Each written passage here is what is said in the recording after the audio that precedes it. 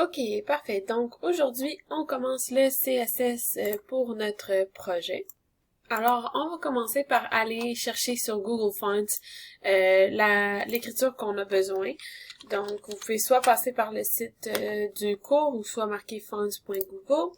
Moi, je vais utiliser Lato. Vous pouvez choisir celle que vous voulez. Donc, comme d'habitude, vous sélectionnez tous les styles dont vous avez envie. Et voilà, ça sera plus... Voilà. Un coup que c'est fait, ici, vous venez copier le lien qui est ici. On retourne dans Visual Studio Code dans l'index. On va le copier ici. Je l'avais déjà copié. Là, vous pouvez le copier. Donc, vous le copiez ici. On retourne dans Style et moi j'aime bien copier la ligne ici là, de Font Family pour l'avoir en commentaire pour quand je vais en avoir besoin. Donc voilà, c'est tout ce qu'on avait besoin de faire pour Google Fonts. Notre site ressemble à ça pour le moment. Donc on va commencer par travailler sur le body. Donc on y va comme ça, body. Ah, et avant, j'allais oublier, on va faire notre réinitialisation. Donc, on va aller chercher notre box sizing. Et ça, on se rappelle, là, si vous vous rappelez pas, c'est pourquoi. C'est parce que chaque élément HTML d'office a du padding d'inclus. Le border box, ça fait en sorte que ton élément inclut tout ton padding, ta bordure et tout le reste. Tandis que si t'avais pas ça, c'est pas inclus, donc c'est beaucoup plus difficile de calculer les grandeurs de chacun de tes éléments. Donc, le body, si on regarde là, notre modèle, qu'est-ce qu'on a? On a un dégradé ici. Pour ça, je vous envoie sur le site de programmation. Vous allez voir, je vous montre un site qui est super intéressant quand vous voulez faire des dégradés. Ça sera pas long, mon internet s'en vient. Donc, vous allez dans Ressources. Vous venez ici dans Images, vidéos et couleurs. Et quand vous descendez ici dans la section Couleurs, vous avez UI Gradients, ok? En cliquant là-dessus, ça vous amène ici, où ce que vous avez toute une panoplie de dégradés différents. Donc, vous pouvez choisir là, le dégradé qui vous intéresse. Moi, aujourd'hui, je vais prendre celui-là. Donc, celui-là, il me semble bien. Un coup que vous avez choisi celui que vous voulez, vous venez ici, Get CSS. Tout simplement, click to copy. Et c'est fait, on peut retourner dans notre Visual Studio Code et tout simplement copier ça ici. Je vais réaligner, voilà.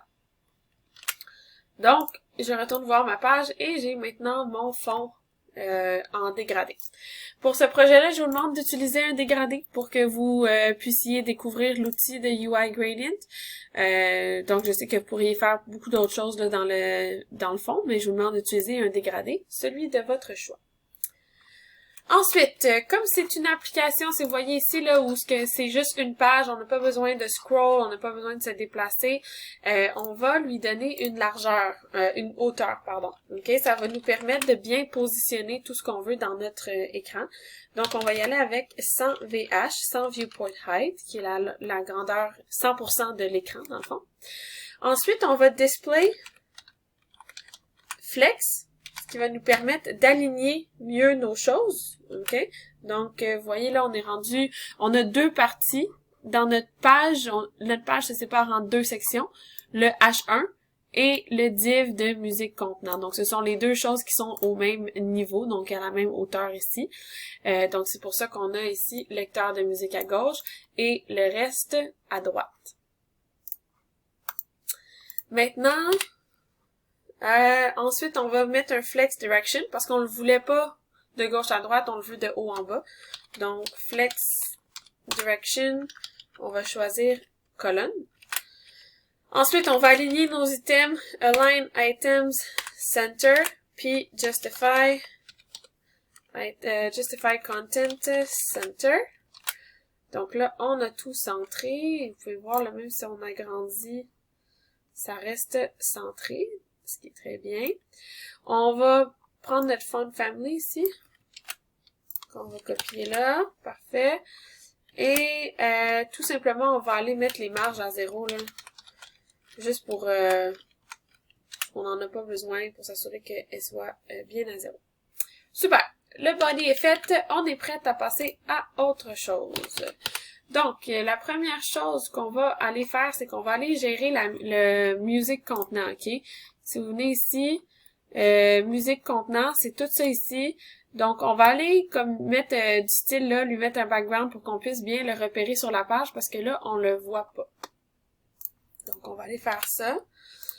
On va aller musique slash, pas slash, pardon, tirer contenant. Voilà. On va commencer par une background color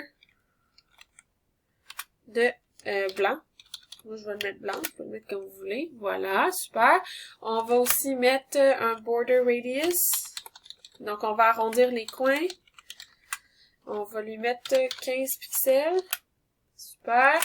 On lui met un box shadow. Donc, si vous voyez ici, là, ce qu'il nous reste à faire, il nous reste à mettre le box shadow. On va éventuellement le redimensionner. On va lui mettre du padding. Et puis, quelques petits autres trucs du genre. OK? Donc, on rajoute le box shadow.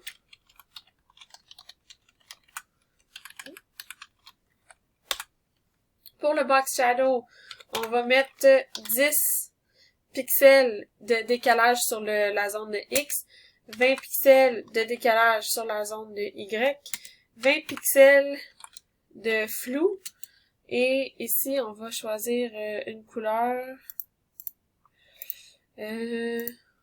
Mettons on va choisir par exemple ça, puis on va la mettre en plus foncé, mais aussi en un peu moins. Voilà. Super. C'est correct. On peut peut-être même la mettre un peu plus opaque, un peu plus foncée. Super. Je pense que je vais même ici, là, je vais y aller avec 5. Non, 10 c'était correct. C'est ici.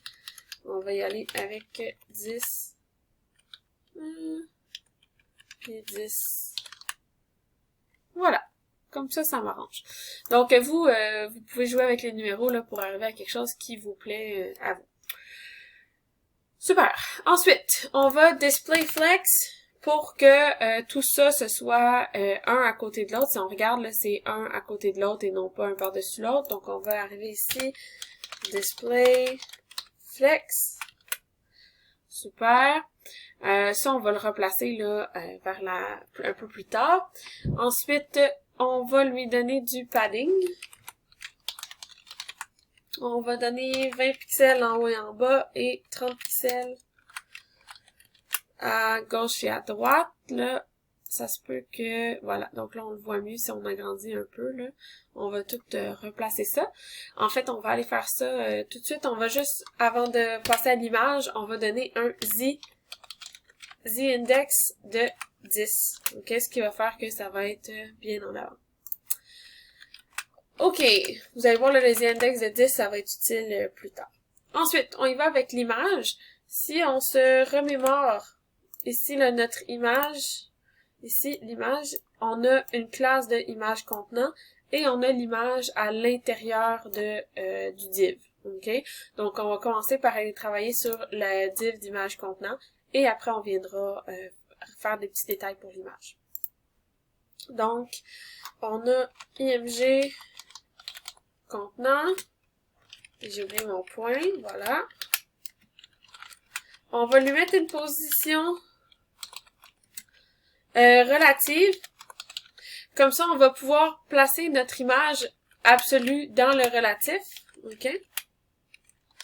Donc, il y a ça. Et musique contenant aussi, ici, là, on va venir le mettre position relative. Ça va nous permettre après là, de mieux placer nos éléments dedans. Donc, ça sera déjà fait. Donc, là, on a image contenant en relatif et musique contenant en relatif. On va aussi lui mettre, dans le fond, une largeur, une width de 110 pixels. Et voilà. Donc, ça c'est rapetissé, il n'y a pas de problème, on va tout arranger ça dans pas trop long. On a fini l'image contenant, on va se poser maintenant vers l'image. Donc, si vous regardez ici l'image, qu'est-ce qu'elle a de particulier? Elle est en rond. Il y a un petit trou au milieu, on va arranger ça tantôt. Mais on va commencer par la mettre en rond, on va commencer par la positionner aussi là dans le coin. Donc, on va aller chercher l'image. Oups, j'écris pas à la bonne place.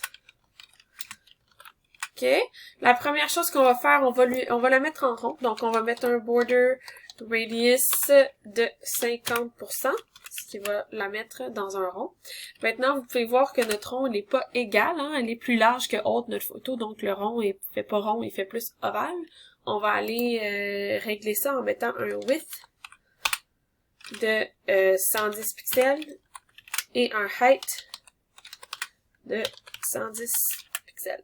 Et voilà, on a maintenant un beau carré. On va aussi, là, juste pour s'assurer que la photo fit tout le temps dans le contenant, on va mettre un object fit.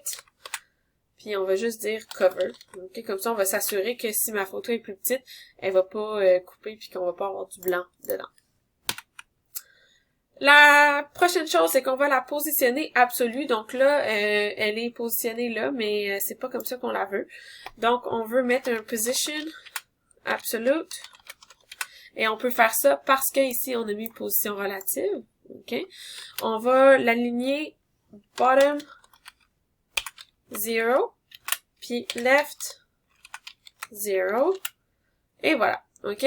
Là, le sexy va s'en aller en haut. Pour le moment, si vous voulez, là, on peut venir dans le index et ici dans le titre de H4, on va juste l'enlever. Ça va nous permettre de mieux là, coder tout ça ici. Okay? Et là, le titre est au milieu, tout est un par-dessus l'autre, c'est pas grave, tout va finir par s'arranger dans pas très long. OK? En fait, je vais arrêter ici pour ce vidéo-là. Je vous retrouve dans le prochain vidéo. Dans le prochain vidéo, on va terminer l'image. Donc, si vous voyez dans le modèle ici, on a une petite ombre, on a le trou au milieu, et quand on fait play, je vais mettre sur mute, voilà. Quand on fait play, le disque tourne. Donc, on va tout faire ça dans le prochain vidéo. On va terminer l'image avec le trou, l'ombre et le fait que le disque tourne quand je fais play et qu'il arrête quand je fais pause. Bien sûr, on pourra pas faire le bouton play, pause tout de suite. On va faire ça dans JavaScript, mais on va au moins faire en sorte que la fonctionnalité fonctionne. Donc, je vous retrouve dans le prochain vidéo. Bye, guys!